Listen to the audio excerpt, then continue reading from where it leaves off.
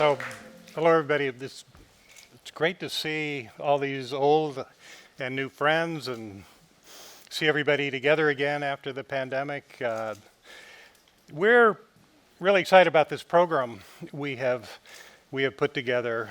Let me just give you a little background. Some years ago I decided we wanted to try to get our work out into the world, and we're doing that in a number of ways. One is we formed a network of affiliated city science labs around the world, and every year we bring the network together for a city science summit. We started in Andorra, we went to Shanghai, Taipei, Guadalajara, and now we're here at our home. So welcome to everyone from the network who can join us today and all our friends. What we do every year is we partner with a collaborator, and this year we're honored to partner with Norman Foster and the Norman Foster Foundation. We collaborated in putting this program together. We're very excited about what we're about to present to you. The program today will consist of two parts. The first is presenting our urban performance model, our social, economic, and environmental performance model. And we've picked this area, the MIT Kendall Square, to apply that model and a series of interventions to see what this place could be by 2030 if we were really committed to making a difference. The second part of the program is focused on a new science neighborhood for the city of Kharkiv, an area that was destroyed by Russian missiles. We will bring together Norman's long experience in architecture and urban planning, together with our more data-driven, evidence-based approach. And we're just starting that process, so this is really kind of the launch of the beginning of a new process to see where it leads. So the second day, tomorrow, will be a series of workshops. So that's where all our collaborators will lead workshops. We have 3 sets of workshops. I hope some of you can join us for that. It's pretty exciting. But to kick us off, I'd like to welcome the amazing Deva Newman. Where's Deva? To come up and to say a few words. Thank you. Thank you. Hello, everyone. How are you doing? I'm Deva Newman, the director of the Media Lab. It is our honor to welcome you here and have you in the lab. We're so glad you're here in person, real people, full audience. Oh, well, we're here to really look today at solving the most pressing challenges of our time with local action and community scale interventions. When I joined the Media Lab just over a year ago, I was most excited about the lab's ability to have true impact and enable real change. Our vision is to invent a better and more just future by, with, and for all. I'm extremely grateful to work with the genius students, the faculty, the researchers here in the Media Lab to address the greatest challenges that humanity has over the next decade, nothing less than that. I'm thrilled to welcome you into our home. We're much better having you here and working with all of you. In the next 2 days, I hope that this can be a place of magical inspiration for you all. I'm glad to be here not only as the director of the Media Lab, but also the Apollo program professor, a researcher, a colleague, to partner with you to face these incredibly challenging problems we have facing society. Our work always places people at the heart of all that we do. Kent's mentioned today and tomorrow's program, first, to reimagine and redesign cities so that we can successfully combat climate change. And second, to look to a future, Kharkiv, that empowers citizens, is climate forward, creates and inspires great innovation, and can act as a model not only for the Ukraine, but far beyond for all of us. Neither challenge is small, and these great challenges require help of many individuals and organizations and our entire community. So we're so grateful to have you here to engage in the ongoing impact and dialogue going forward. It's my great honor and privileged now to introduce our next speaker, Senator Ed Markey.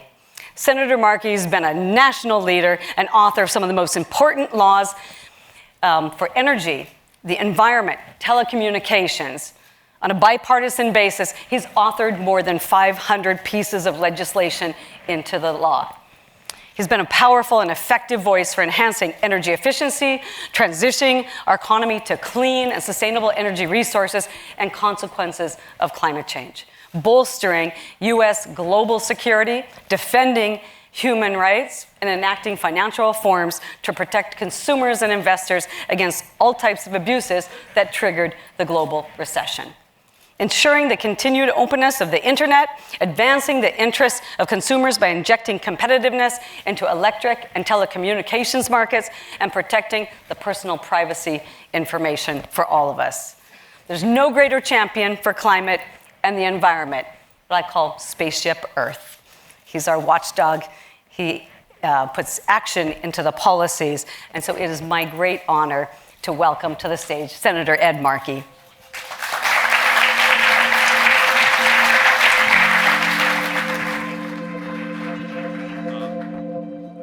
Thank you, Deva, so much. You are such a great leader for this time here at MIT and for our country and for our planet. My wife is actually a visiting professor at the MIT Media Lab. So Dr. Susan Blumenthal, so I'm proud of that, obviously.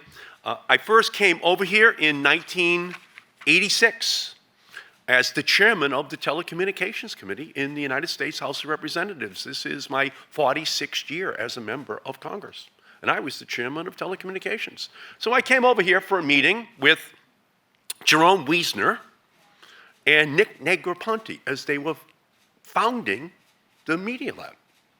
And so I would come over here, 1986, 87, 88, and then there was one day where they just looked at me and they just said, "You're the chairman of telecommunications. Your job is to move us from analog to digital. Your job is to move us from dial-up to broadband.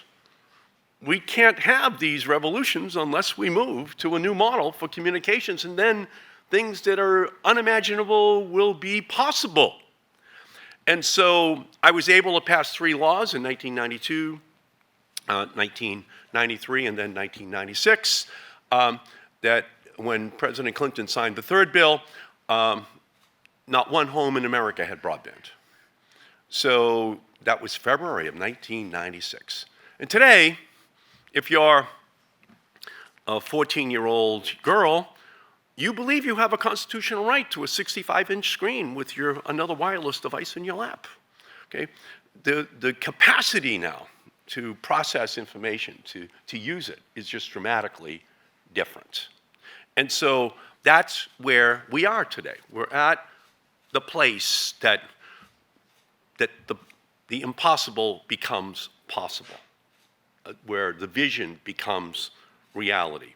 And so it's just so great to be here with you and to be here with the great Norman Foster, his wife Elena, just an incredible, visionary, a designer, someone who cross-cuts technologies in order to think of sustainable models for the future to solve the problems that seemed impossible to solve by thinking through sustainable design in order to get to the solutions which we need, and to do so on a multidisciplinary basis.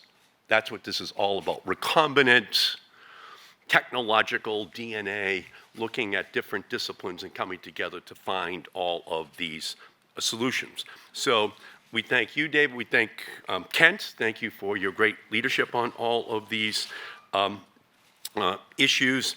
To the mayor of Kharkiv, Mayor Terekov, we thank you for thinking about the future of your great city and how you can make it better, greater than it's ever been by incorporating all of these new technologies.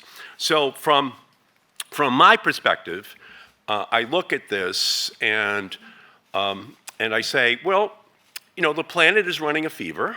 There are no emergency rooms for planets, so we have to engage in preventative care.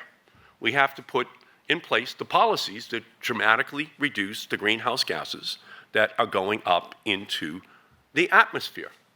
And we know that it's possible. In the year 1900, we were just completing 6,000 years of being dependent upon horses for transportation. And in the year 1900, there were now 4,000 internal combustion vehicles on the planet, 1900. By the time you reach 2008, the internal combustion engine, which solved a lot of problems, was now creating a lot of problems in terms of its impact upon society and upon our planet. And by 2008, we were at a point where there were 4,000 all-electric vehicles on the planet. That's all we had, 2008. This is like pre-Tesla. And so policies had to change. We needed to begin to think anew about what was possible in the future. Now, our goal now in the United States, as of this year, is to have 40% of all new vehicles in our country by the year 2030 being electric. In Germany, it's 65% by the year 2030, with high goals for reducing greenhouse gases. But we know that while the problem is global, the solutions are ultimately going to be local. And we have to put in place the policies that ensure that we are going to be able to move rapidly towards those solutions. So I was the author in 2009 of the Waxman-Markey bill. That was a bill that was going to spend $1 trillion and reduce greenhouse gases by 80% by the year 2050. It passed the House of Representatives, but it died in the Senate, with the oil, gas, and coal companies spending more money, according to Yale University, to kill that bill than any other bill had spent against it in the history of the United States Congress. So on the one hand, I'm proud. On the other hand, it was a tragedy, because we know that we can do this, that the problem is not technological, it is political. And you have to find the ways in order to deploy all of these technologies. So in this $369 billion Inflation Reduction Act that we have just passed, according to Credit Suisse, it's going to unleash $1.7 trillion worth of private sector investment. And the legislation is targeting many of these issues, at a local level that have long gone unaddressed.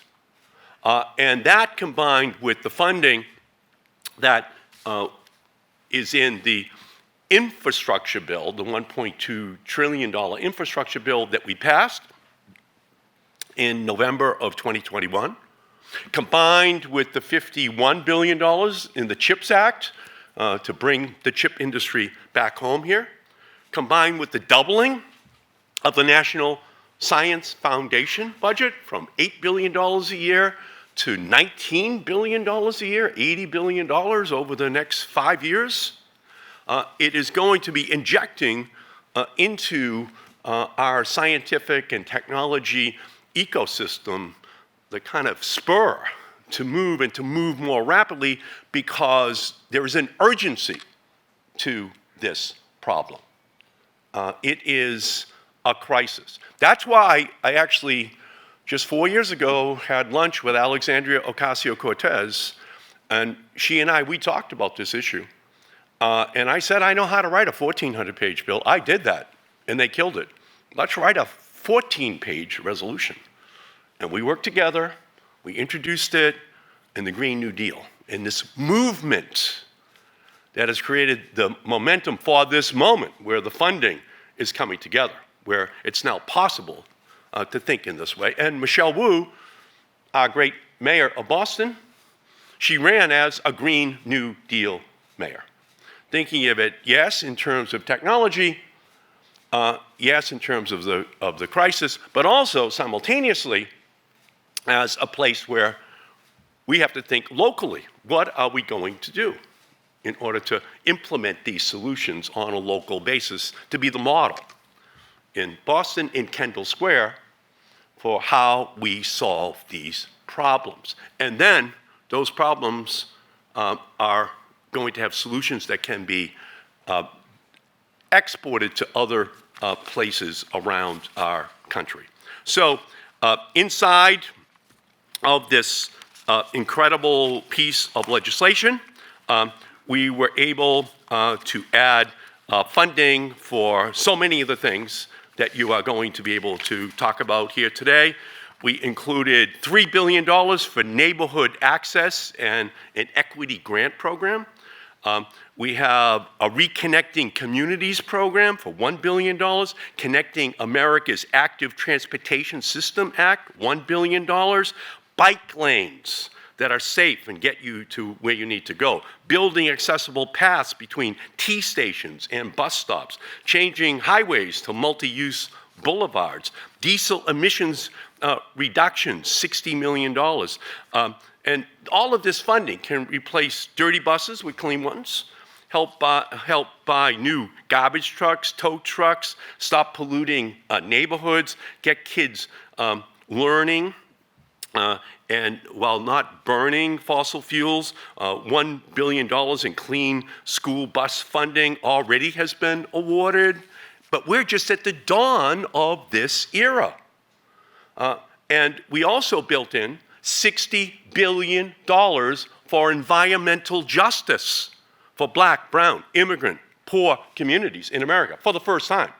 That's a Green New Deal way of thinking about this. Not just what do we give as incentives to big corporations, but what are we going to do specifically in communities that have historically been adversely impacted. That's Chelsea and Lawrence, it's Roxbury and South Central LA, it's cities all across this planet who desperately are going to need these solutions.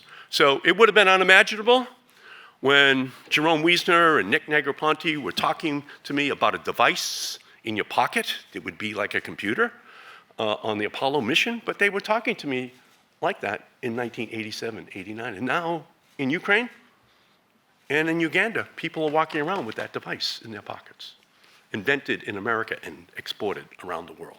So these solutions have to be found here. And we have to do the work. And that's why this conference is just so important. This problem that we have is global, but the solutions are local. Tip O'Neill, who was the congressman from Cambridge for so many years, said all politics is local. Now all politics is hyper-local.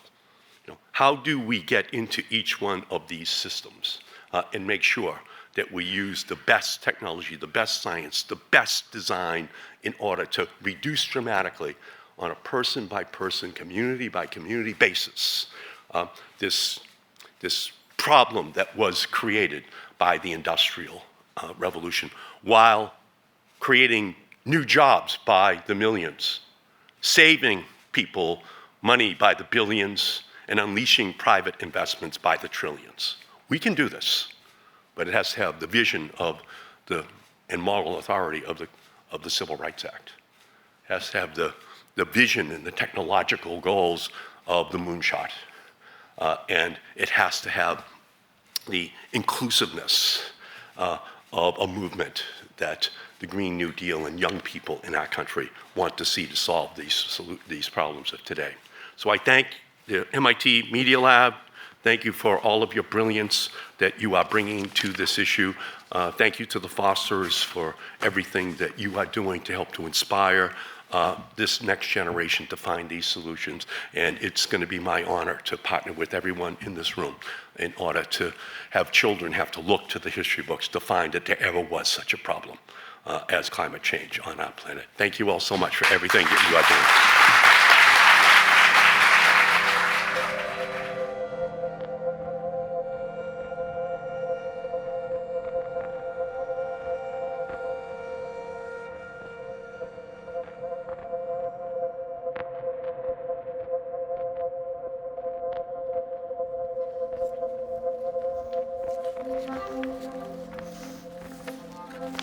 So Thank you, Senator Markey. So we call this session Hyperlocal Solutions to Global Challenges, and I never connected it to Tip O'Neill's notion that politics was local. So thank you for making that connection. We'll add that. I first met Norman Foster, I think back in 2018 when he visited the lab, and it started a collaboration that in part was a workshop I did on cities with the foundation in Madrid. And then we launched a project series of meetings around the notion of cities without. And we were looking at mobility without cars, sanitation without sewer, power without carbon, food without soil, learning without schools. When you get started, you know, we had about 40 of them. That was a lot of fun. Then the pandemic hit, and I'm really delighted that we've reestablished a collaboration focused on some of the real challenges that we're facing, and particularly with this project to think about the future of Kharkiv. Everybody knows Norman. He's the founder of one of the great architectural firms in the world, Foster and Partners. He's president of the Norman Foster Foundation. He's the, I forget what you call it, the UN patron to cities.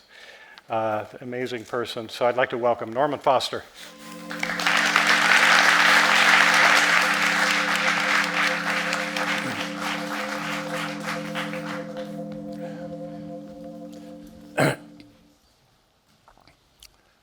I'd like to say on behalf of the Foundation how grateful we are for the support of the Media Lab.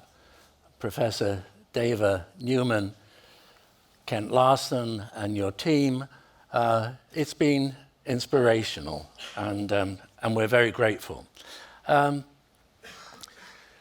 been said that our greatest invention is the city, and every city is effectively designed.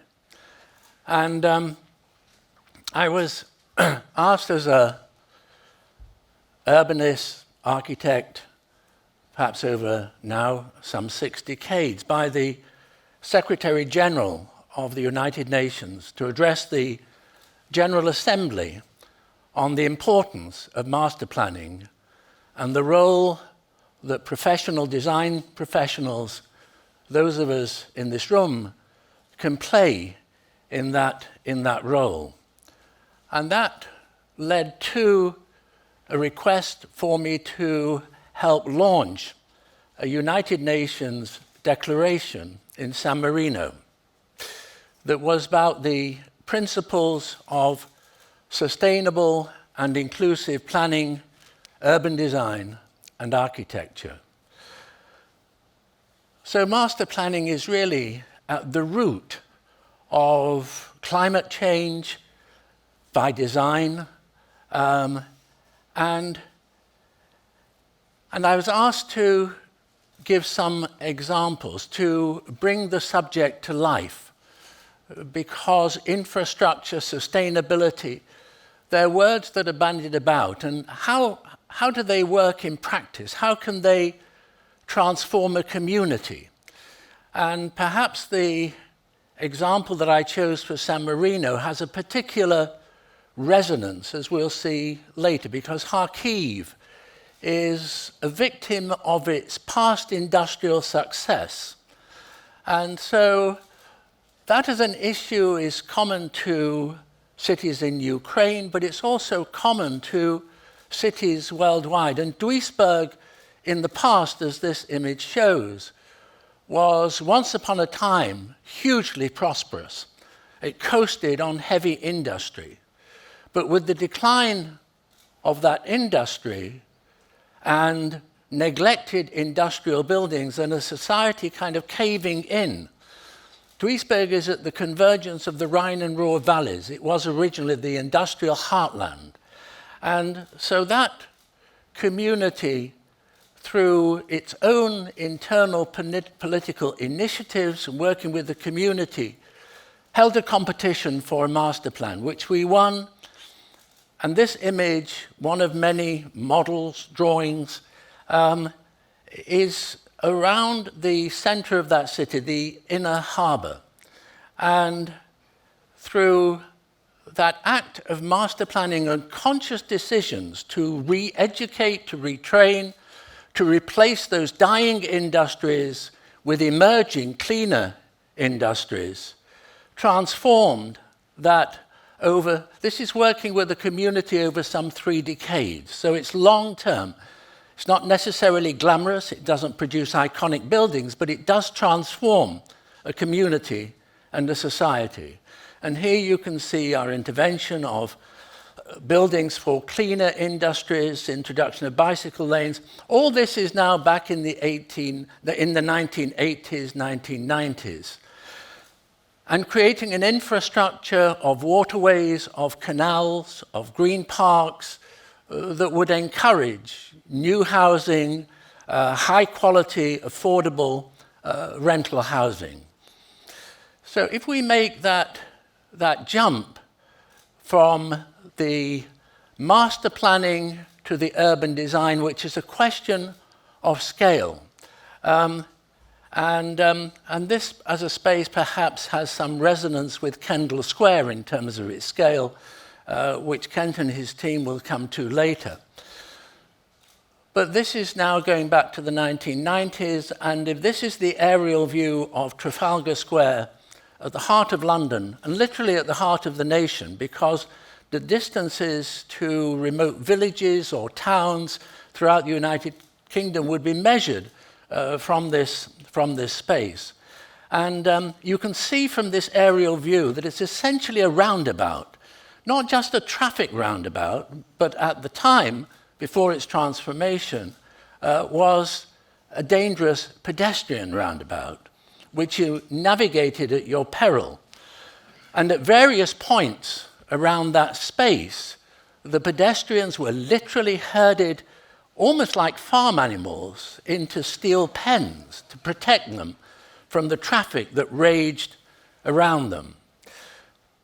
We had a proposition which was to transform that from a roundabout by closing the northern road, the road really at the top of this space, which, as I'll explain later, became a kind of large-scale community-backed decision. But just to leap into ahead of that transformation, this was how that road looked before it was changed. The traffic was removed from that space, and instead of a traffic roundabout, it became a pedestrian route.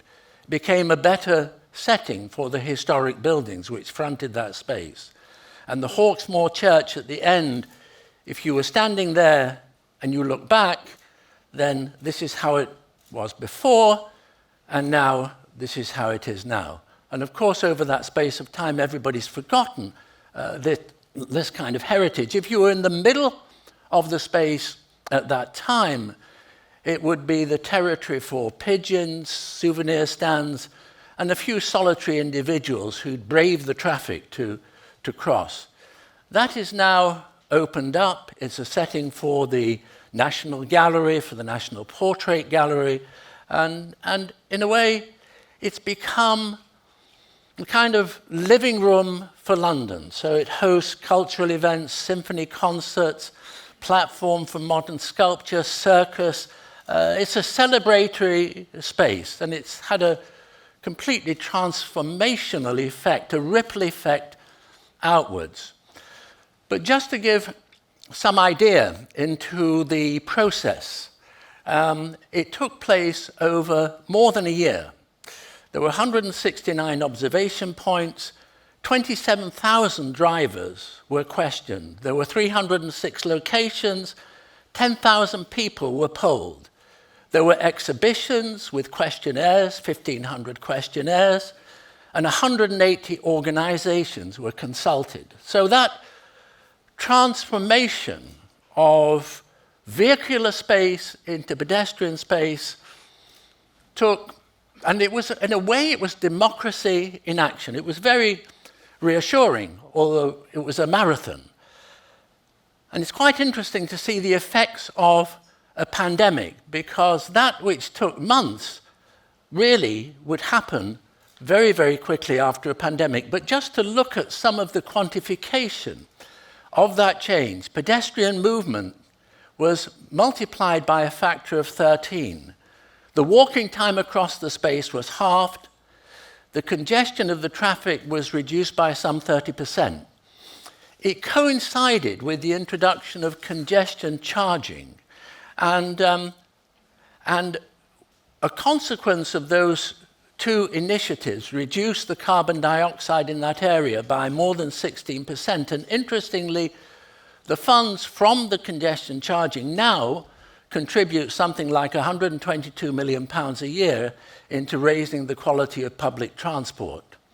And of course, all that which took so long happened overnight in London. In a matter of weeks, spaces which were occupied by the car, and you see the same thing here in Boston, in New York, in cities around the world. And it's perhaps another instance of the way that after pandemics or crises, cities bounce back resiliently and are stronger later, something perhaps we'll look at in a moment. So if we're talking about master planning, United Nations, cities learn from each other. And we can see global trends, and we can see how those work locally. One of the things that fascinates me is the way in which over time cities individually have questioned the priorities of vehicular traffic over pedestrian. And so here in Madrid, in Europe, we're seeing the way in which a traffic network gives way to a green parkway by relocating or submerging part of the traffic movement. We move from Europe to Asia. We see the same thing in Seoul. And here, of course, in Boston, in America, North America, we see exactly that. So here we're seeing local instances, but part of a global trend. Some of this, of course, happens organically. In other cases, it's triggered by progressive government initiatives. In 1952, London was smogland for significant parts of the year, with mortalities. The Clean Air Act, which was effectively a transfer from dirty coal to cleaner gas, in no time at all, cleaned the quality of air visibly. So historically, crises have shaped our cities and improved them. The Great Fire of London in 1666, we don't think about that fire when we see the DNA of London as it is now. This is how it was before, but fireproof construction was a consequence of building acts, of standards that were imposed and produced some of the most beautiful architecture and urbanism of brick terraces, of green squares. And similarly, if we stroll along in London, the Embankment, we don't think of that as being a consequence of the cholera epidemic of the 19th century, which created modern sanitation, which cleaned up the Thames, which was an open sewer.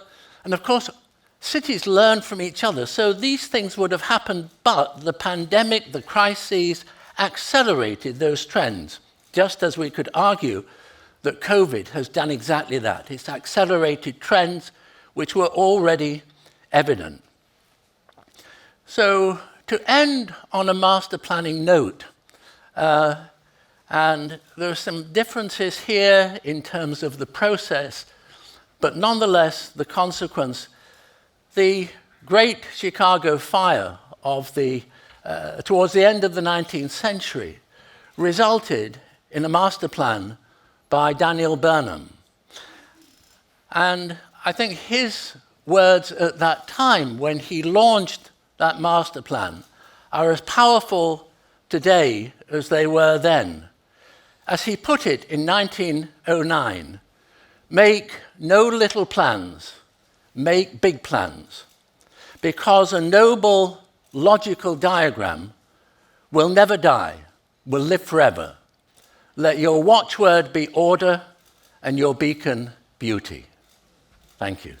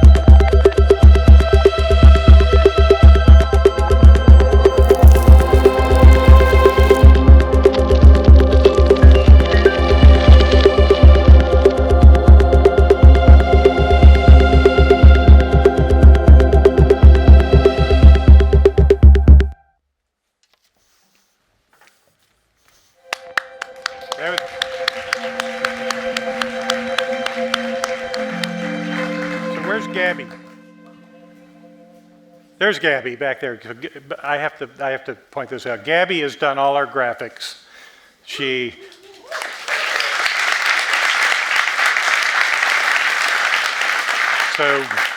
was an amazing master's student, and by the way, she took the lead on a project we did at Norman Foster's exhibition at the Guggenheim in Bilbao, which I think is still running now, isn't it? It's up, yeah. So thank you, Gabby.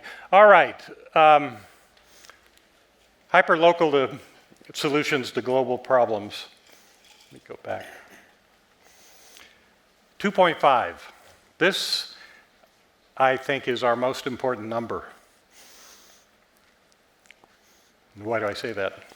Well, 2.5 is the yearly carbon budget for every person on the planet between now and 2050, if we are to have an 80% chance of limiting global warming to 2 degrees Celsius. I think we've missed the boat on 1.5. That's what everybody used to talk about. I think this now has to be our goal. Okay, this number, 17.19. That is the current average emissions, according to our calculations, for every person in Kendall Square. And by the way, that's much lower than the national average. If you calculate carbon the way I think you should, in other words, the person that eats an avocado grown in Mexico should take the credit for that carbon, or the person that buys a TV put together in China should be charged the carbon rather than the manufacturer in China. So the numbers are much higher, I think, if you calculate it that way. All right, so we're asking, how close can we get to 2.5 by 2030? That's where the date the climate scientists say is kind of the drop dead date to really take action. Is that even possible?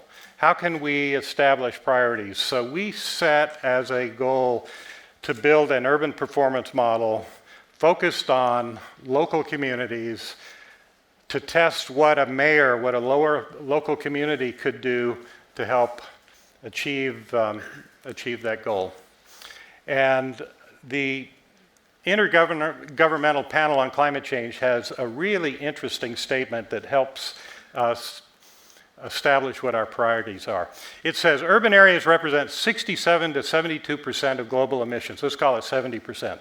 That means there is no solution to climate without focus on cities. We need a new model for cities. And then they add how new cities and towns are designed, constructed, managed, and powered. That's basically the whole process, from design to management to power, construction materials, everything. Will lock in, meaning once it's locked in, it's really hard to change. We'll lock in behavior, lifestyles, and future greenhouse gas emissions. So we have to have this new model for city. We need action at every scale. This is an all hands on deck problem, but most of the discussion is about top-down action. That's carbon tax, decarbonization of the grid, electric vehicles, those kind of things. We're much more interested in local bottom-up action. What could a city do? And this is really critical because 90% of the population growth will take place in cities. As I mentioned, roughly 70% of global emissions are in cities. 90% of wealth is created in cities. So if you want to deal with jobs for the new economy, you have to focus on cities. It's really where all the action is for economic, environmental, and social performance. So we did a case study. How could we transform Kendall Square? It's really a thought experiment because much of the decisions have already been made. Everything's locked in basically already. But it's our backyard, so we thought we'd see what it could have been. The purple area is the Volpe site, this 14-acre site that MIT controls. The planning's largely been done. It's under construction. But I think we could have used that site and other available sites to really transform Kendall Square profoundly.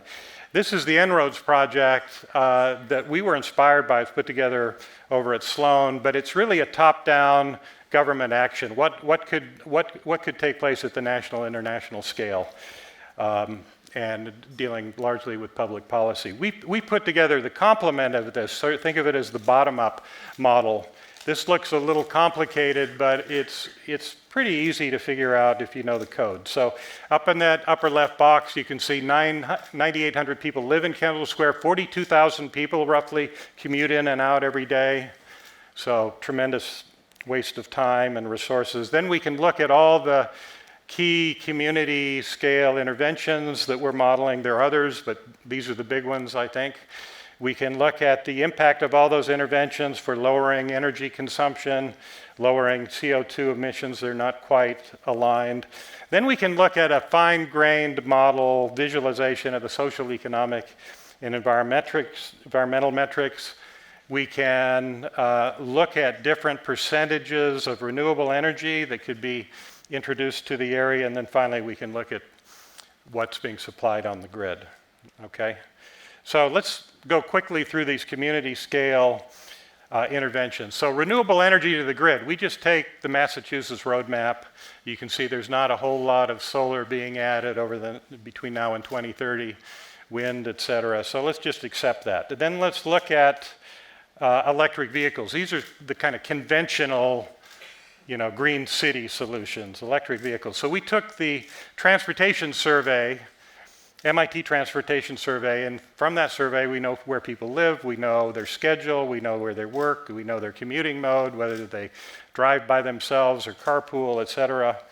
And we did a little thought experiment again. What if everybody drove an electric vehicle? So you dial that up to 100%. Every single person who's commuting in, those 42,000 people, are driving electric vehicles. So what does that do? We start at 17.19. That gets us down to 15.5. Electric vehicles plus decarbonizing the grid with the Massachusetts roadmap. Not going to save the planet. Then we looked at hybrid work. I suspected that hybrid work for the pandemic was actually dramatically lowering emissions. We went from corporate-centric to more of a distributed model, people working from home. And what we found out that even if you introduce significant hybrid work models, in this case 3 days a week, 100% of the people are working at home, it doesn't change much because people are using more air conditioning, they're driving more locally. Deep retrofitted buildings. This is, I think, a critical area that we certainly should do. Electrifying buildings, high performance HVAC insulation, low E lighting and appliances and the like. Okay, so let's look at that. And by the way, I should mention in the upper left hand of the screen, you can see the social and the environmental and the economic. What we're looking for are solutions that ideally do all three. So this does have some social and environmental impact. Electric vehicles, essentially none, because you can introduce better ventilation, et cetera. Anyway, so we're starting a little over 15. So high performance buildings, hybrid work gets us to 14.3. We're not anywhere near 2.5. Live work symmetry. So this is a pretty radical proposal. This is saying let's build housing near workplaces such that everybody that works at Kendall Square has an opportunity to live nearby within walking distance. And that would mean essentially all housing for all the available sites at much higher density than the zoning allows. So we built a cityscope model of Kendall Square. You can dynamically adjust the land uses and the building heights and the density. You can see the impact on this radar plot, which reveals the various performance characteristics. So let's dial that up to 100%. Now, everybody who works in Kendall is living in Kendall. What does that do? Oh, first, okay, we have housing in sync with jobs. We also need amenities, right? Because if you don't add the amenities nearby, then people will just drive a lot to Costco and the grocery store and whatever. So we use mobile phone data to assess what do people actually do by profiles. What do people, a young family with children, what do they do? What are the resources they access and when? And we can look at what is missing in a particular area. So everything with a red X there is missing in Kendall Square. It's really a completely dysfunctional community with respect to activities of daily living. This is a cityscope model that we did in China, where red is bad, green is good. You're adding parks. You can assess walkable access to parks, or it could be mass transit or shopping, et cetera. So now we introduce both walkable access to housing and amenities, dial that up to 100%, have kind of an idealized walkable community, kind of the ideal 15-minute city that Norman mentioned. Now we're down to 8.54. That actually made a much bigger difference than all those other things. So we're making progress. Now we've built all these houses, 42,000 apartments in the city. Adds a lot of bulk to the city. Maybe we can do better. So we've been looking at transformation. How can you use architectural robotics so a small apartment functions like a bigger apartment? If you can create a 500 square foot apartment that functions like a 1,000 square foot apartment, that's half the embodied energy, half the operational energy essentially, and close to half the cost if you build sufficient housing. So we, some years ago, launched a company to do just that. People thought we were crazy to have beds that drop down from the ceiling, but now we're making this work in the marketplace. This is an apartment in New York that we have, so some random person shot a YouTube video of, or a TikTok video rather. You see, so you got an office on demand, a walk-in closet on demand, the bed drops down from the ceiling. You can visit this, it's in New York. Anyway, we're now in 100 buildings in 50 cities, so we're getting traction, so I do think this is part of the solution. In fact, you can see the little nano apartment, 100 square feet, that functions about like a 200 or 300 square foot apartment, or a little bit bigger, et cetera. So it's not about the tiny apartments, it's about how efficiently you use the space using transformation. You don't need a bedroom during the day or a living room at night. You use the same volume for both.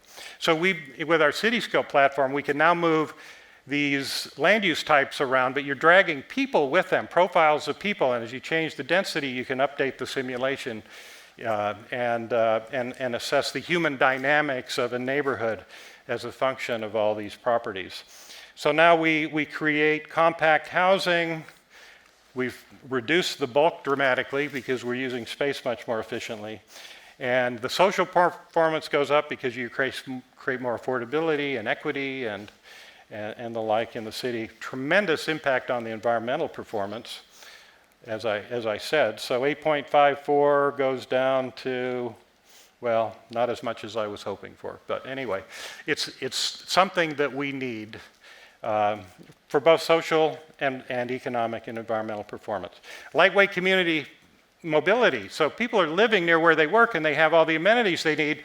It would be insane to drive a 4,000-pound vehicle that's capable of going 160 miles an hour across the Kendall Square to go to the grocery store. So we're looking at lightweight mobility that has some of the properties of bike share and Uber and ride share. We're looking at, we developed a whole suite of little lightweight vehicles that you call like an Uber. They come to you, they act like social robots in the city and good citizens to pedestrians.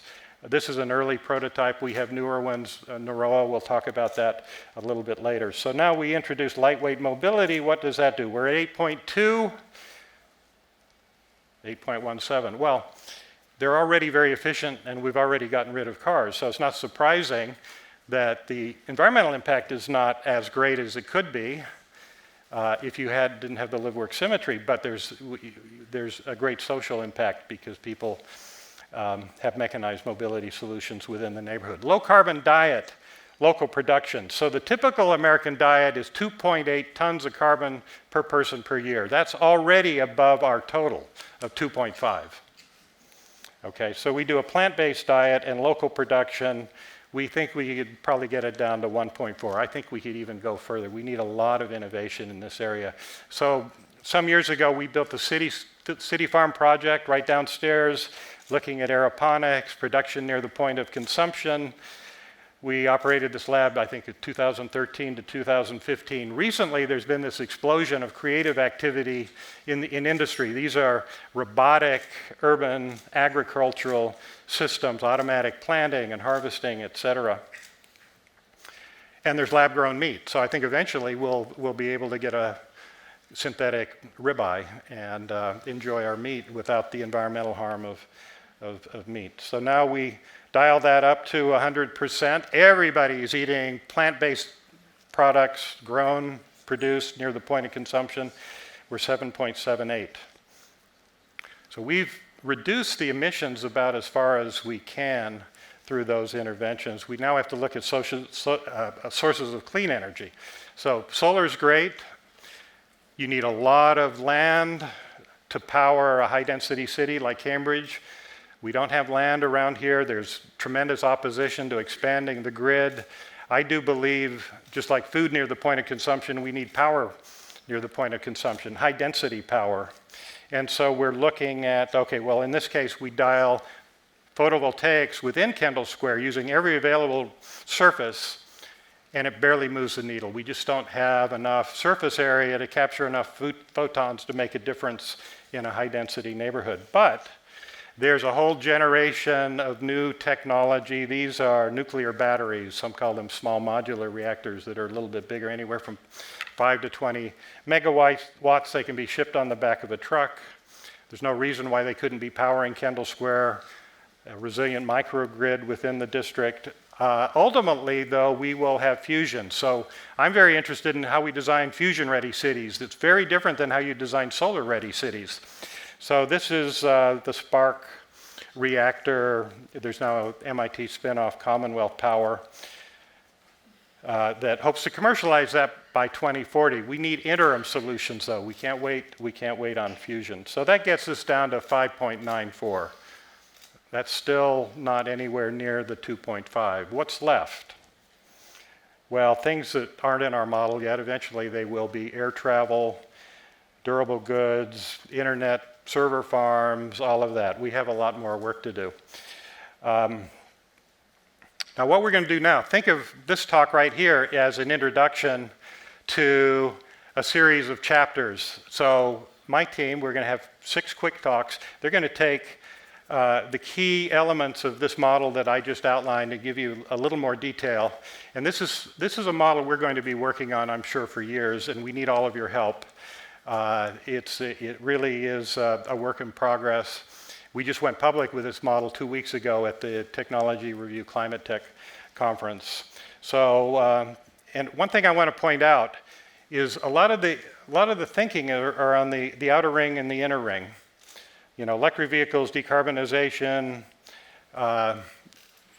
air travel, the grid, et cetera. I think the big action, the big impact can happen in those middle rings, because those are the areas where it's a win-win-win, where you get the environmental and the social and the economic benefit.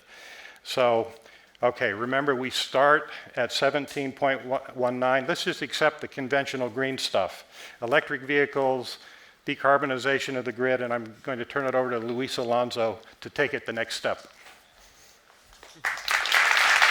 Great.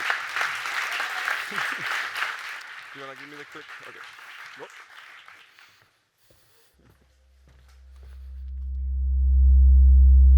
Hi, everyone. It is a pleasure to be here with good friends and, well, actually good old friends and good new friends as well. So thank you very much for being here today. I'm gonna follow up with Kent. So as Ken was explaining, after the decarbonization of the electric grid and after the electrification of the vehicle fleet, we will reduce the environmental impact of the people living and working in Kendall Square from 17.19 tons of CO2 to 15.50 tons of CO2. From this, 1/3 is related to buildings and construction process. Okay, and when we talk about CO2 and when we talk about buildings and construction, we have to make difference.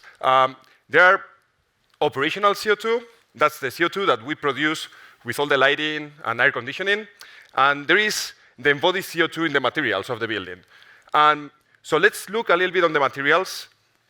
As an example, if we look into the sector of iron, steel, and cement, it produces 9% of the global CO2 of the planet. Just to give some context, India, the country India, produces 7%. So what we are saying here is that 1.38 billion people produce less CO2 than the steel, iron, and cement sector. Another thing, how are we calculating the CO2 per person? What we are doing is we are taking all the CO2 that each country is producing, and we divide it by the people in the country. With that lenses, countries like United States and China, they are the bigger offenders in the planet. But, okay, so let's look this with a different lenses. As Ken was explaining, what if we look into how the goods and products are moving into the world, okay?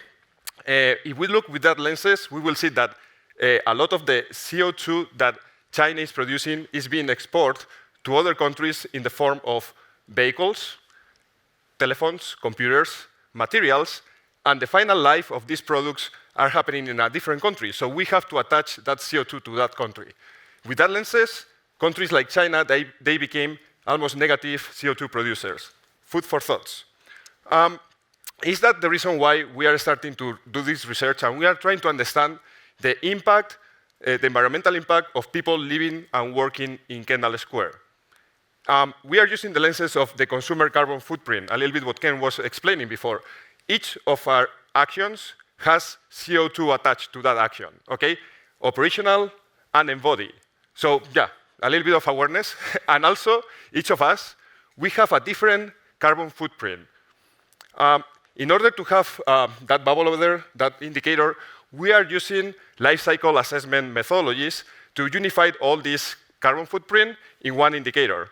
But yes, each of us, we have a different carbon footprint depending on where do we live, how do we move, or even what do we eat. The team, we are gonna go through that, but let me keep focus on buildings and mostly on existing buildings. Let's talk about the operational CO2.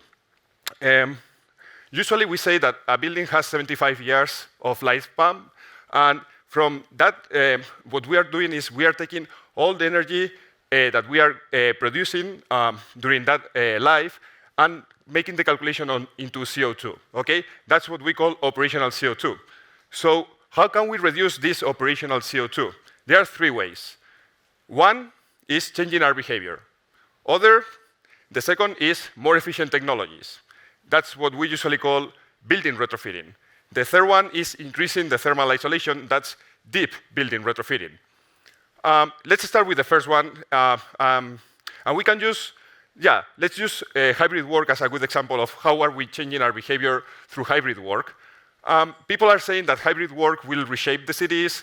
Offices are going to be empty. The city is going to be empty, like this movie. Everything is going to be empty. I don't think so. Telework has been here since the 80s, and we are learning a lot from teleworking, okay, from working from home. What we are learning is that people working from home, usually they are a little bit more efficient than people working at the office. But the problem is that these people, they are less likely growing in the company. Why? One of the reasons is the lack of trust. Yeah, we are still being animals. I'm so sorry, humans, we are a little bit animals. And we build trust with this thing that is happening here, face-to-face communication. So that's one of the reasons why we are kind of, at least in the United States, looks like we are coming back to normal after the pandemic.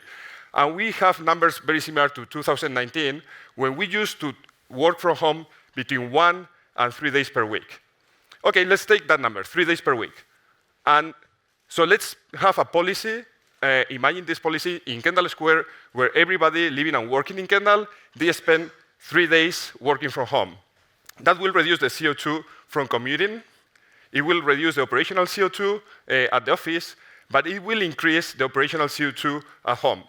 So the final balance of this is that we can reduce 0.05 tons of CO2 per person living and working in Kendall Square per year. And we are not going to have a significant socio and economical impact. So let's go to the second kind of measure. So what about more efficient technologies? What if we have more efficient electric pumps? What if we have more efficient ventilation and air conditioning? What if we have more efficient lighting? And of course, we will need like a super smart building to control all these new super efficient because I cannot control for sure by myself. Okay, so what we are going to do here is we are going to reduce the operational CO2, but we are going to increase the embodied CO2 because we are bringing more stuff in the building, more things into the building. So the final balance of this is that we can reduce up to 0.40 tons of CO2 per person per year in Kendall Square. And we will have a small socioeconomical impact because we are going to bring some specialized jobs into the community. That's good. Let's move into the third option. The third option is deep building retrofitting. So what if we increase the thermal isolation of our buildings? What if we improve the exterior cladding? And what if we improve the air tightness? Same thing. For sure, we will reduce the operational CO2, but we are bringing more materials in the building, so we are increasing the embodied CO2. The final balance of this is we can reduce up to 0.65 tons of CO2 of each person living and working in Kendall Square per year. And we are going to have a significant impact into the socioeconomical indicators because we are bringing jobs into the construction sector. Okay, now is the challenge. How can we reduce the embodied CO2 of existing buildings? That's kind of like a heck of a question. So just let's think about this because what we are talking here is every time that we extract a material from the nature, we send it to the factory and we build the construction material. Then we send it to the construction site and we build the building. And that material spends 75 years in a building and then we discard or we reuse the material. All that process has a lot of embedded CO2. And what we do is we divide all that CO2 in the 75 years of the building. So if that CO2 is already embedded there, how can we reduce it? There is not a very good solutions, but there is one that is just by expanding the life of the building. So in the step of removing the building, we could reuse part of the building. Usually we can reuse between 40 and 60% of the building and expand the life of the building. Of course, we are going to bring new materials to the building, so that materials, they should be sustainable and probably local production. And maybe we can also explore other options of carbon sequestration materials. Let's look a little bit very quickly into this. Expanding the life of a building. Some research says that we can eliminate up to 20% of the environmental impacts of the building. Also, by just using local materials, we can reduce up to 20% of the embodied energy, embodied CO2, sorry, that is in the material due to the transportation. And what about carbon sequestration? Well, carbon sequestration materials, they are not new, but they are kind of new for construction. And to be honest, I have no data. I don't know the life cycle of these guys. So probably you're saying, well, why Luis is talking about this if he has no data? Yeah, okay, true. But it's a good safe, yeah, it's a good entry point because I think that materials, instead of being a problem, maybe they can start being a solution. So what if instead of talking about steel, iron, and cement, we start talking about biocomposite building materials, fungal mycelium, algae, maybe materials that they can capture CO2, but maybe they can also produce oxygen. What if we can plant a seed and grow a house? What if we could live inside of a live house? Okay, we are at MIT, and maybe I am going too far, but I just throw the concept. Let's see what happens. Let's go back and wrap up. Okay, if we just take the hybrid work, building retrofitting, and deep building retrofitting, we put it together, we can reduce up to 1.20 tons of CO2 per person living and working in Kendall Square per year. Now, I'm going to give the mic to Roland Dolly, and let's see how life work symmetry can reduce that bubble over there. Okay, thank you very much. Muchas gracias.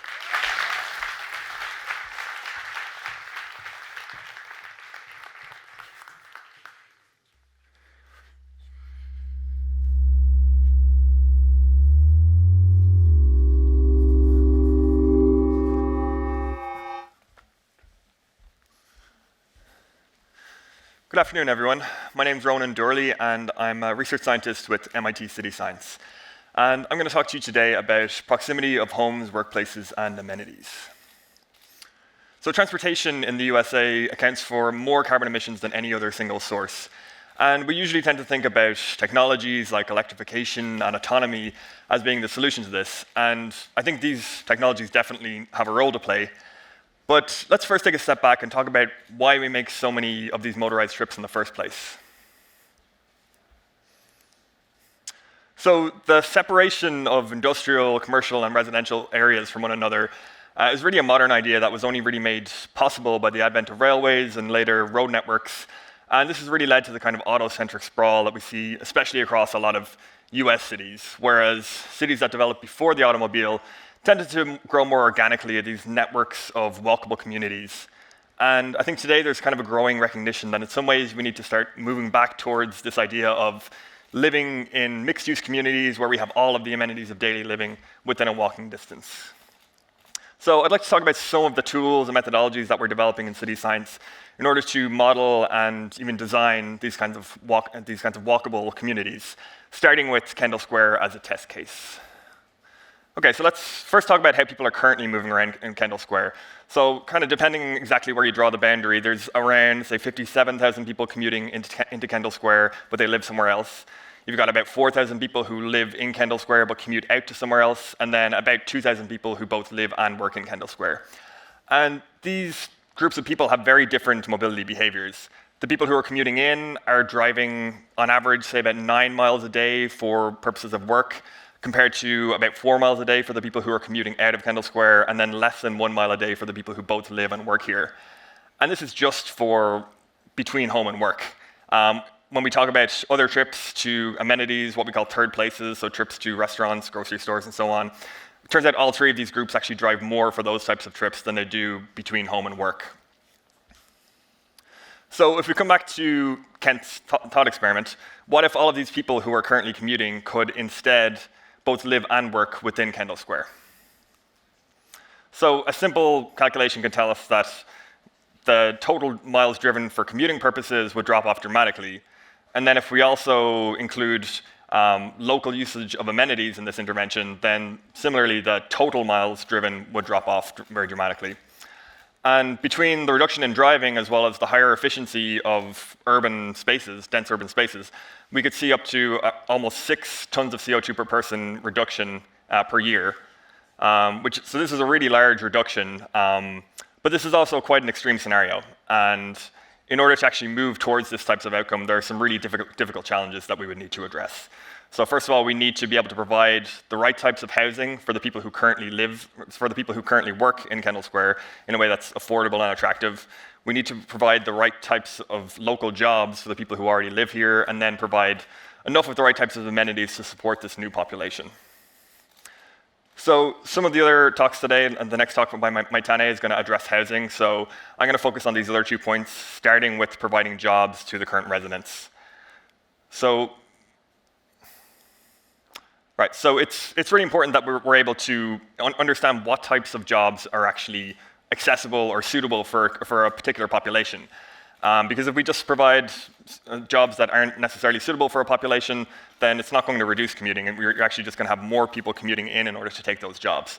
But this is something we can model. We can actually model the closeness in skill level between any two jobs using just open source data and come up with a kind of matrix of kind of job skill proximity between different jobs. And we're actually using an approach like this, for example, in East Palo Alto, in order to model and predict the impacts of different industry development scenarios.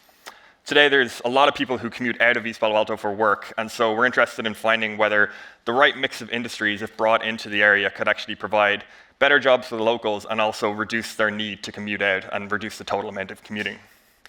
And by modeling the likely job-to-job transitions that would happen in any particular industry development scenario, we can then start to understand in each scenario how many of the newly created jobs could be filled by the locals versus how many of those jobs would have to be filled from outside the community, which would lead to more commuting and potentially even displacement pressures on the population. And we're finding that the right choice of industry can have a really significant impact on this. Okay, so that's matching jobs to people, but as we saw, that's not enough because most of the driving is actually for those kind of third places trips. So we also need to make sure that we have the right mix and capacity of amenities so that people don't need to drive for those third place trips. And so the first thing I think we need to do is to understand what amenities people actually need and in what capacities. And one way we can get at this is to look at the amenities that people are currently using, regardless of where they are. So in this visualization, we're looking at SafeGraph data of the Kendall Square residents making trips to restaurants and other eating places. And we can do the same kind of analysis across a whole range of amenities and start to understand how many of each amenity or what capacity of each amenity we would need per capita in order to support the population. And some of these amenities are going to be more relevant than others, kind of depending on the stakeholders. But once we've kind of decided on these benchmarks, we can actually analyze the performance of any particular place. So starting with the data on the residents, we can kind of infer the demand for amenities. We then combine this with the road network and the actual locations of the amenities and calculate how many of each amenity type are accessible to each residential location. And then from there, we can calculate the accessibility metrics, where here, blue is indicating there's sufficient access to each amenity, and then red is indicating that there's some kind of a deficiency. And we can also do the same thing in 3 dimensions, where we take into account different usages on different floors, as well as potential three-dimensional mobility patterns both within and between buildings. And we can also see how any kind of new development would impact all of these metrics. Okay, so clearly there are a lot of challenges in terms of achieving both live-work symmetry and local use of amenities. But there, as we saw, there is a huge potential for carbon reduction if we kind of move towards these ideals. And not to mention all of the economic and social benefits that would come from having more walkable and vibrant communities. Thank you very much, and I'll pass it over to Maitane, who's going to talk about hyper-efficient places of living.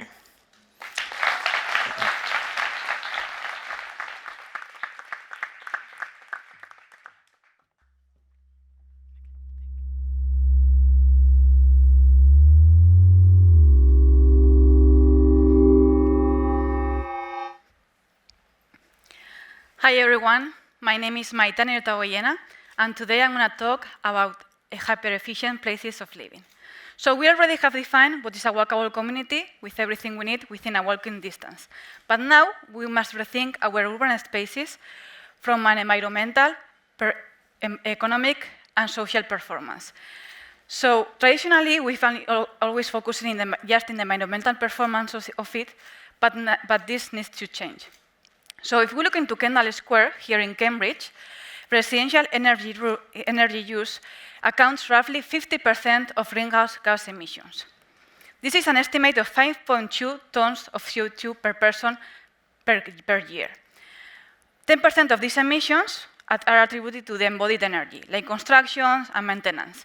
And the 90% are attributed to the operational energy, like lighting, cooking, or use of appliances. So we have to rethink the environmental performance of the urban spaces. So what are the ways of reducing these emissions? So we have two solutions. One is reduce the the use of fossil fuels and use more distributed low-carbon energy systems. And secondly, we can rethink the use of space. How if we can build less per person? What if we can build smaller and design efficiently so we can cut the embodied and the operational energy both to half? So, because these three aspects are equally related. If we want to target the CO2 emissions, we have to rethink how we build, and we will see a consequence in the cost. So we have seen, so with these solutions, we can improve the economic performance, reducing the prices of the apartments, and making them more affordable to people. So we have seen some solutions in the past with the traditional Japanese houses where they use these sliding doors called fusuma.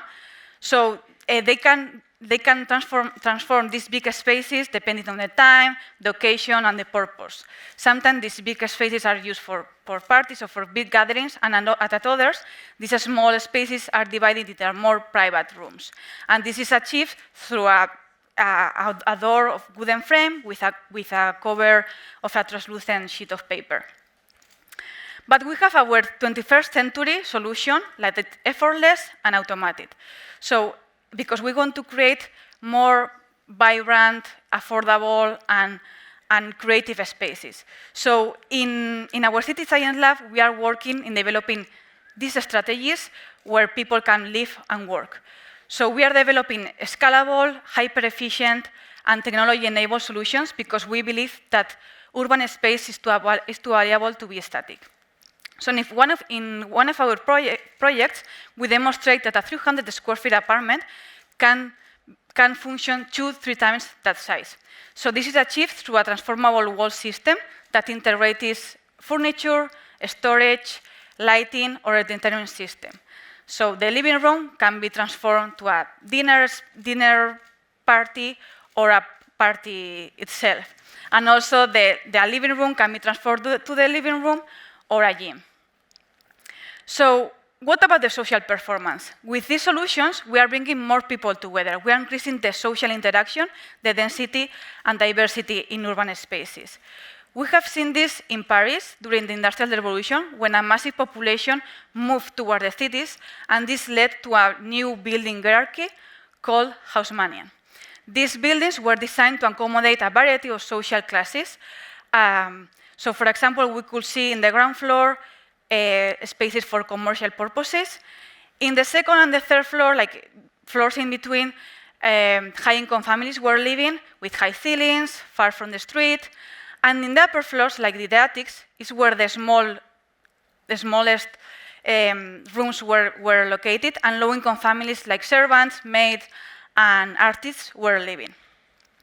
So we want to make cities a better place to live. We want cities more enjoyable, innovative, sustainable. So as a result, we have to focus in working on the environmental, economic, and social performance of the buildings if we want to make more efficient, more affordable, and more socially diverse spaces. So with this solution, we will see a reduction in the CO2 emissions in residential buildings to 8.2 CO2 per person per year. And now that we have defined the urban spaces where people will live and work, Naroa Coretti will talk about the mobility system that will connect them. Thank you very much.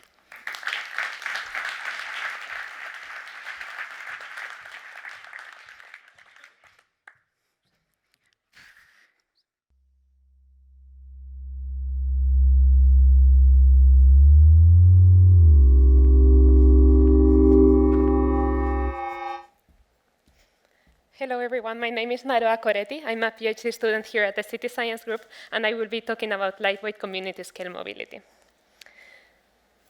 So for thousands of years, cities used to be human-centric hubs of innovation where people were living and working within a walkable distance. The streets were full of people biking, walking, and interacting with each other.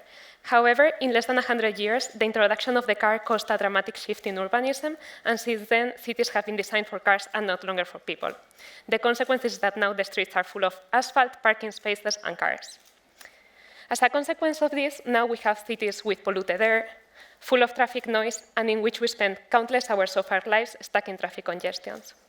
Moreover, mobility is one of the largest contributors to CO2 emissions, and what is even worse is that they keep increasing. So if we want future cities to be vibrant and sustainable, there is a clear need to rethink urban mobility systems. Many people tend to think that electric vehicles will somehow solve all of the mobility problems that we have, but the truth is that in order to really reduce mobility emissions, we need to address all of the factors that increase them. So mobility emissions are generated and can be modeled as a combination of the total population size that we have. Then we need to consider how much people travel on average.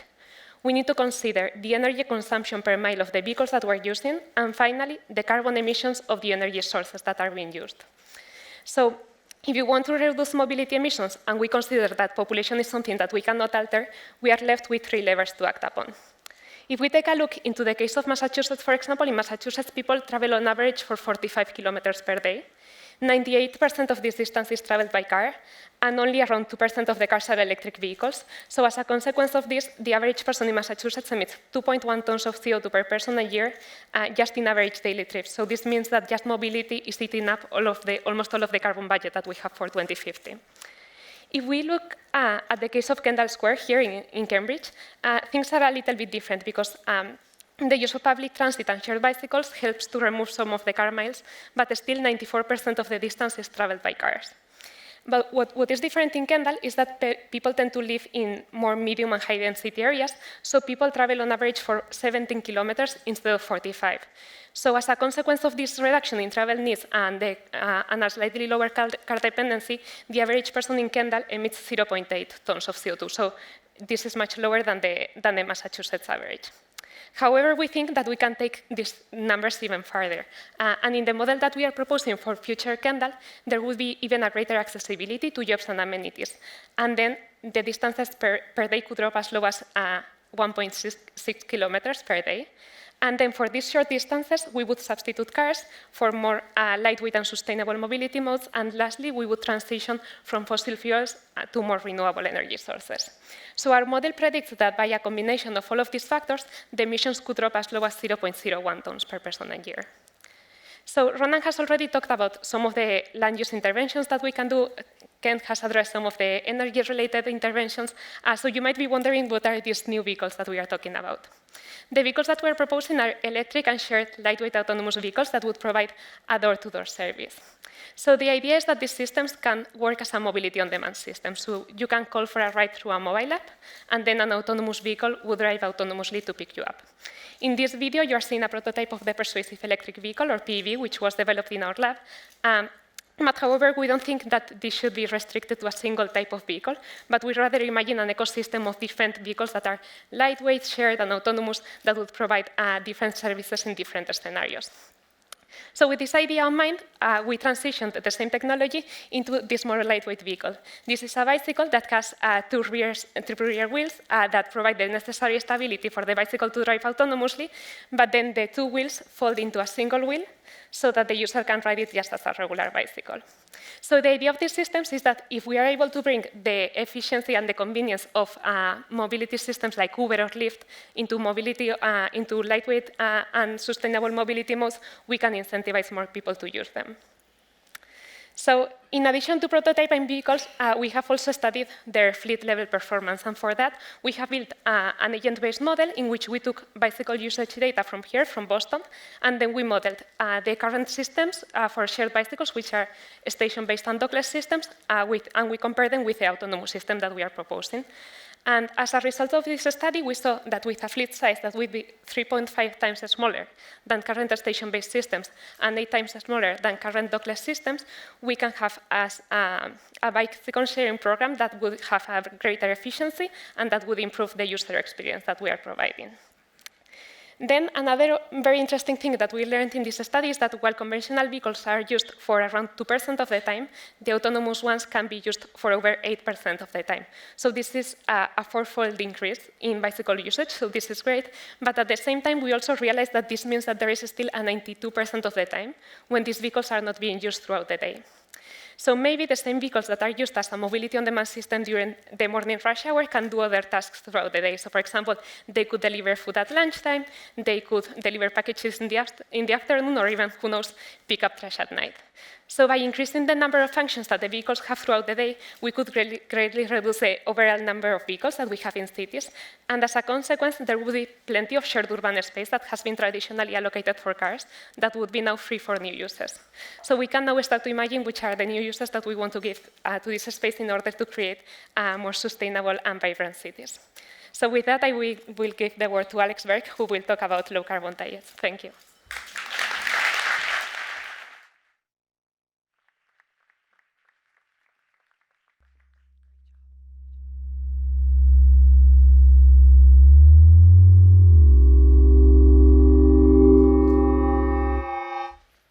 Hi, I'm Alex Burke, and I'm going to be talking about shifting diets. This is a bit different than what my colleagues are speaking about because this is something that we can change at the individual level with choices we make every day, rather than waiting for policy or infrastructure developments. So before I start, I am asking you to go to this link, which you can also get to via this QR code. It will bring you to a one-question form that asks you for your preference between two food options. Please take ahead and go. Yeah, thank you. On your phone, whatever device you have in front of you. And the reason I'm asking you to do this is that this talk is about food. We're eating food together at this conference, and we want to make this talk more interactive and let you all sample some of what this talk is about. So if you haven't already, please take the 10 seconds.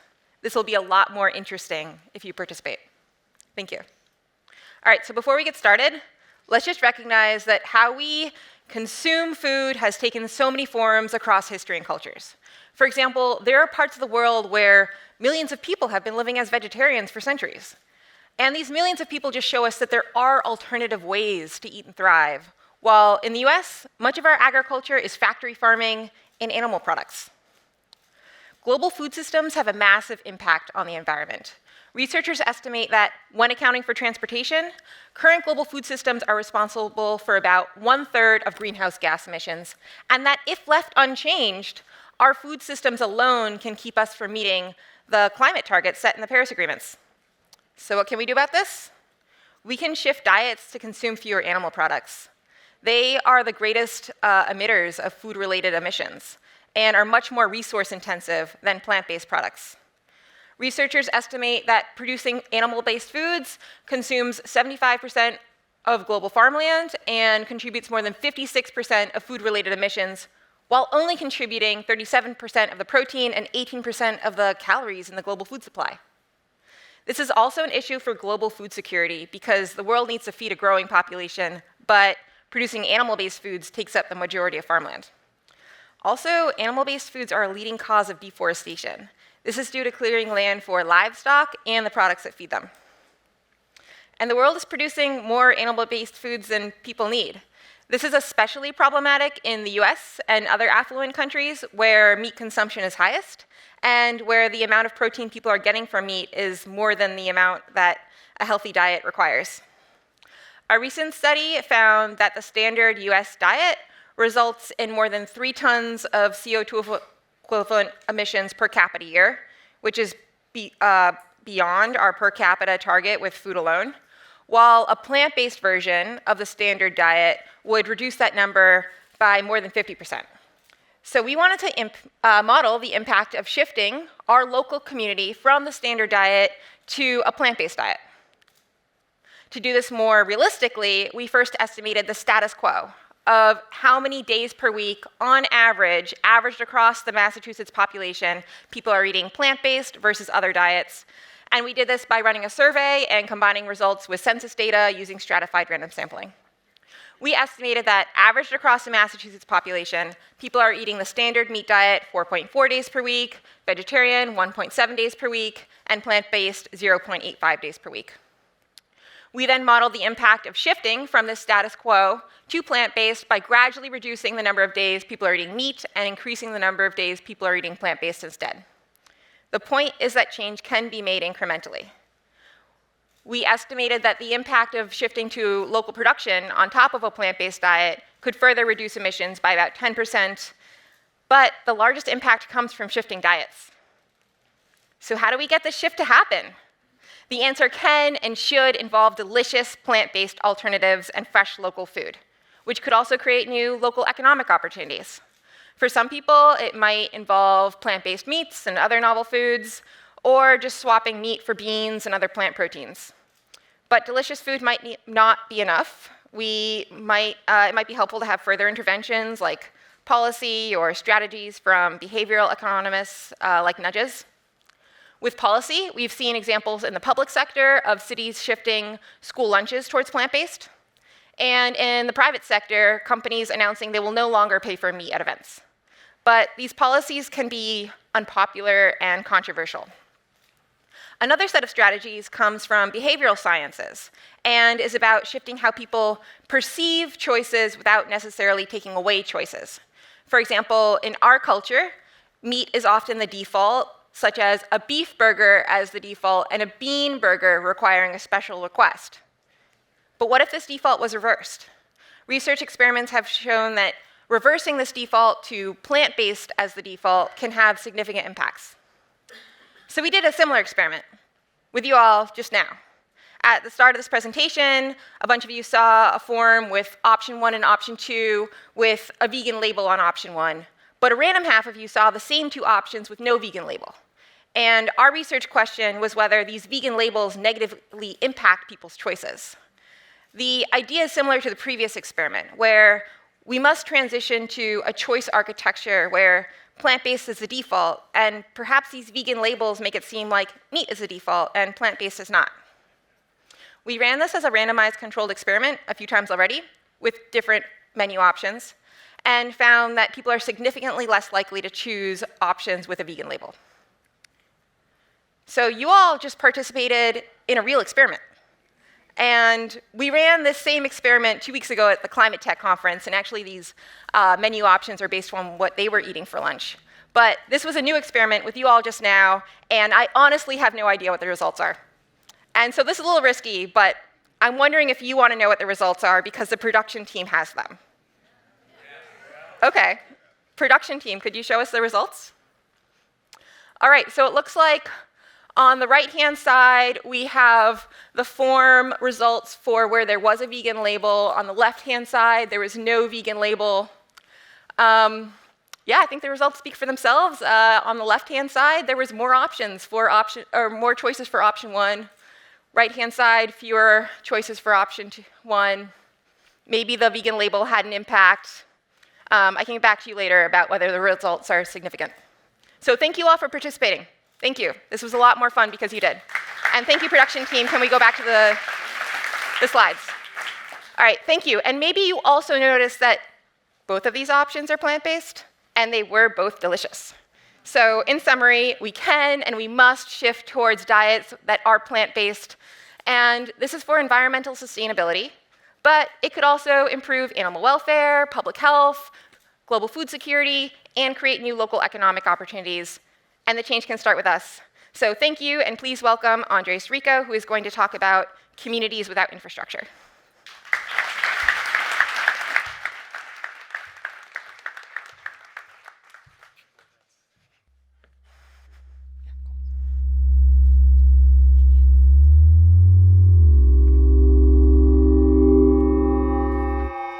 Hi everyone, my name is Andres. I'm a PhD student at the City Science Lab, and today I'll be talking about communities without infrastructure. Before I start, I wanted to give a shout out to Mayra, that is the head of the Guadalajara lab, and also to Geisa, because we're also collaborating with Hamburg.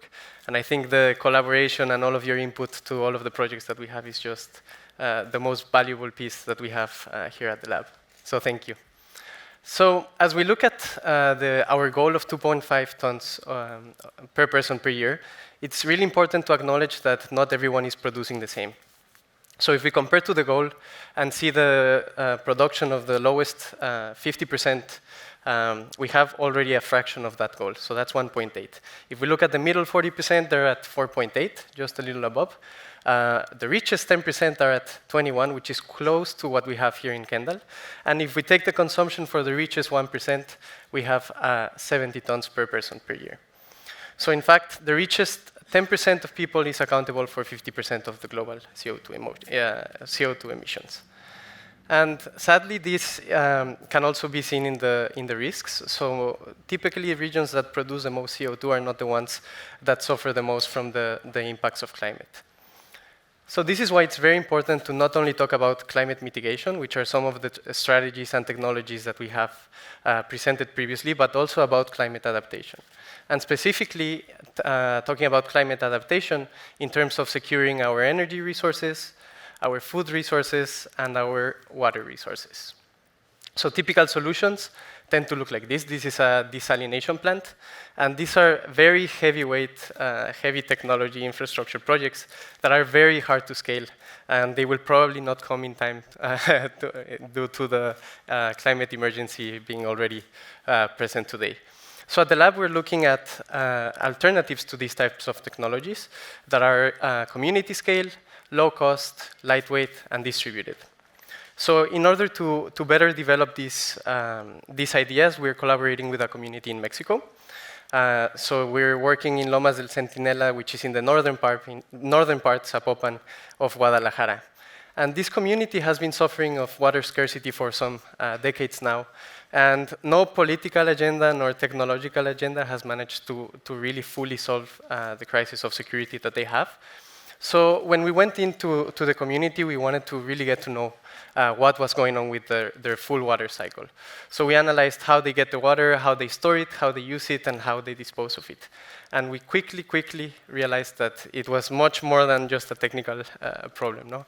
There's many social issues, political issues, and environmental issues that all play very big roles within the solution that we will propose. So for example, when they get the water, they usually do it through illegal takes, what they call huachicol. Also, they tend to get it from capturing water from rain, and sometimes through these water trucks. And these water trucks are even sometimes controlled by criminal organizations. So criminal organizations go, shut down the formal infrastructure, and then they get clients to give water to. Once they get the water, they need to store it. And they typically do so in these large containers or underground, which is very difficult because the geography of the place makes it very hard to dig large wells. So there is not much capacity to store. And then when they use it, it's very hard for the community to really know what uses require the most amount of water. So they end up usually overspending and not securing, making it through the month with enough water supplies, or with the enough water supplies that they would need. And then when it comes to disposal, they usually do so in the streets due to the lack of formal sanitation infrastructure. And this, of course, leads to great health risks. So we decided to focus along with the community, we decided to focus on the use part of the cycle. And we're building low-cost sensors that are helping us to monitor, or helping households to monitor the reserves that they have, the quality of water that they have within those reserves, and to monitor the usage that they're giving to those reserves of water, right? So we're building the low-cost, low-power sensors with the hope that they will help the communities to, first of all, better manage, understand where they're using the water, then understand the quality of water that they're using so that they can use the higher quality for cooking or for the needs that require clean water, and use lower quality of water maybe for watering the plants, washing the motorcycle, or using the toilet. So this is a sneak peek of one of the sensor prototypes that we have. This is just a sensor that monitors the usage of the bucket. And we can imagine that these buckets would be spread out around the house, sending information so that we can start to understand how much water is used for the plants, how much water is used for showering, how much water is used for cooking. And we do know that this is just one part of the solution. So we see that these lightweight and distributed technologies will be sort of like a constellation of technologies that will act together to solve some of the issues that we can find within the cycle. And it's very important to note that the reason why they're lightweight and distributed and low cost is because it's not easy to replicate in other parts. These are technologies that are very context dependent, so it's not going to be the same solution for Mexico than for Europe, than for Africa, than for here in the US. So it's necessary that these are very modular and flexible so that we can adapt the technologies to the local context. And so as we're seeing climate change is giving us very dynamic challenges, I believe that technologies that are as dynamic as the challenges that we're seeing will be very essential to help us tackle this climate crisis. So with that, I hand it off to Kent for final remarks. Thank you.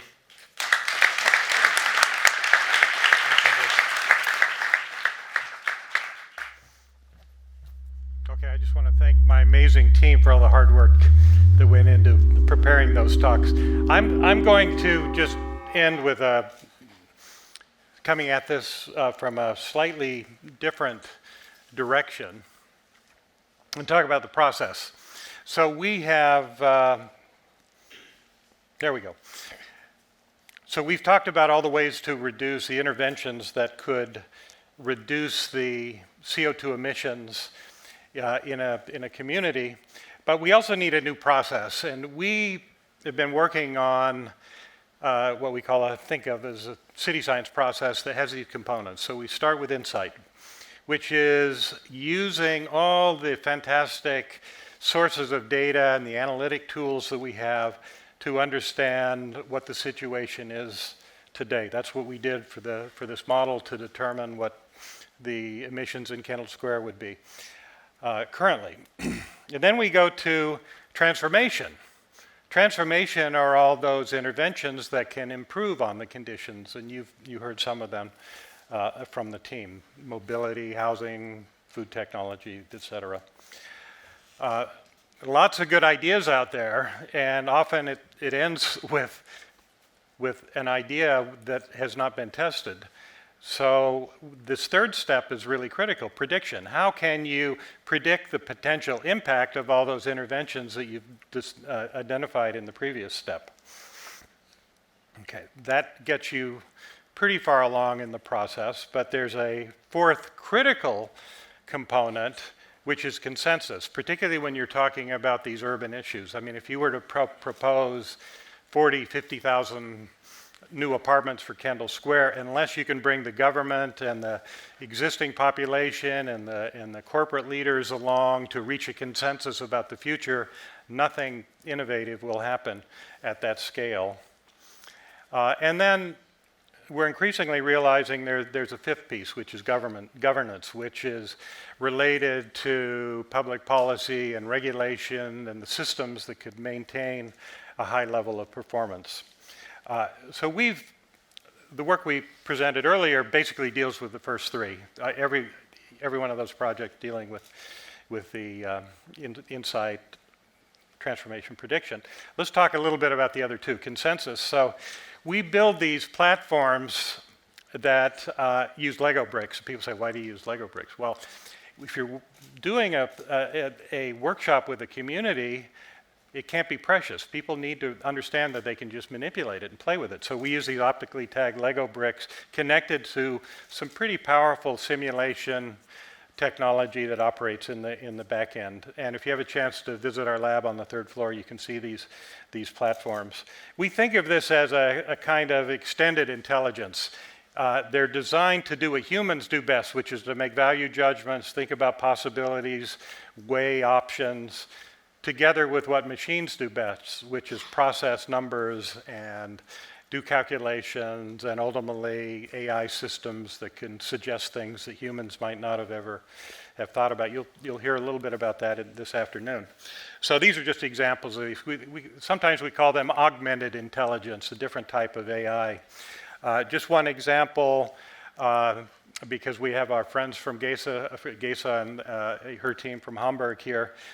There was a project we did in Hamburg for the Grassbook project. We started on that, and then Hamburg was hit with an influx of 70, 80,000 refugees, they were thinking. So we built a platform for the community so for them to identify sites to build housing for the refugees. And it was very much a bottom-up consensus building platform with a very contentious, politically charged issue. And at the end of these workshops, the table would look like this. People could get feedback as they would move these little Lego pieces around, and they would come back and discuss it and essentially compete with other districts to see who could accommodate the most refugees. It was a very interesting problem, and The Atlantic did an article on it. We built these kind of platforms all over the world. Many of our City Science affiliate members have them in their labs. We've done some larger, more commercial scale deployments in Shenzhen and Hangzhou. I think we're just beginning to figure out the potential of that technology. Governance, too. This is something that I'm very focused on right now, and I do believe that this is true, that restrictive zoning policy may be the greatest barrier to climate change solutions. We've seen that action at the scale of the neighborhood is really critical. It's very hard to change things because of current approaches to obsolete zoning regulations that date back almost 100 years. Just very quickly, the kind of ideas we're thinking about, you could take a 3-story building in Kendall Square, maybe that's maybe that's the maximum FAR. You could double that in an opt-in incentive zoning system. You could say, for example, this is for the community to decide, 50% of that increased value, because you're transferring value to the landowner through this upzoning, should go back to the community. And it could go in the form of assets or endowment. The assets could be the developer actually incorporates things that the community needs into the project, essential housing, daycare, grocery, pharmacy, things that we do not have in Kendall Square. Alternatively, you could create an endowment that the community taps into. It could be a local token economy, supporting local businesses, rent-to-own programs, all kinds of possibilities there. Could be a combination of the two.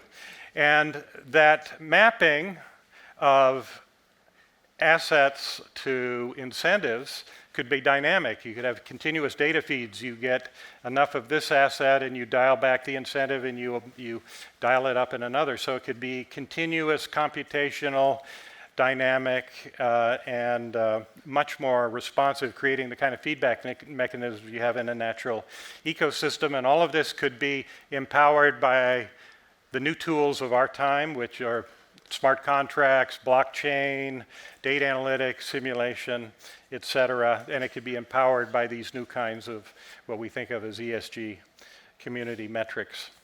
So that's a summary of our process. And that ends the first part of our program. This afternoon, we're going to take a break now. We'll come back. We'll hear from Norman again. We'll talk about Kharkiv. We'll talk about applying some of these ideas to a real-world project with tremendous potential. So thank you all. We'll see you soon. And I think we'll be back here at 3:45. Stay in your seats, please. Please stay in your seats. Oh, sorry. Gabby has a bubble that's going to explode. I think it's a CO2 bubble. So stay in your seats for that.